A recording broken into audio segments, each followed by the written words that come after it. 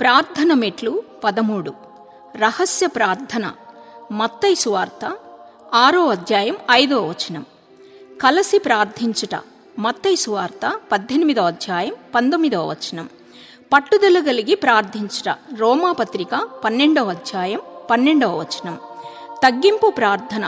లూకా సువార్త 18వ అధ్యాయం 9వ వచనం. మెలకువ కలిగి ప్రార్థించుట. లూకా సువార్త 21వ అధ్యాయం 36వ వచనం. నిలకడ కలిగి ప్రార్థించుట. కొలస్సీలకి 4వ అధ్యాయం 2వ వచనం. ఎడతెగక ప్రార్థించుట. దెస్సలోనికైలకు 5వ అధ్యాయం 19వ వచనం. ఆసక్తి కలిగి ప్రార్థించుట. యాకోబు పత్రిక 5వ అధ్యాయం 17వ వచనం. అత్యాశక్తితో ప్రార్థించుట. అపోస్తుల కార్యములు 12వ అధ్యాయం 5వ వచనం. విసుగక ప్రార్థించుట. లూకా సువార్త 18వ అధ్యాయం 1వ వచనం. గోజాడు ప్రార్థన. లూకా సువార్త 6వ అధ్యాయం 6వ వచనం. కన్నీటి ప్రార్థన. కీర్తనలు 6వ అధ్యాయం 6వ వచనం. వేదనతో ప్రార్థన.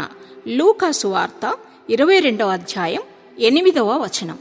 నీ సమస్యకి పరిష్కారానికి గల దూరం మోకాళ్ళకి భూమికి ఉన్నంత దూరం మాత్రమే. వినయానికి, ఆత్మశుద్ధికి, చిత్తశుద్ధికి, ఆత్మ పరిశోధనకు సహాయపడగల సాధనమే ప్రార్థన.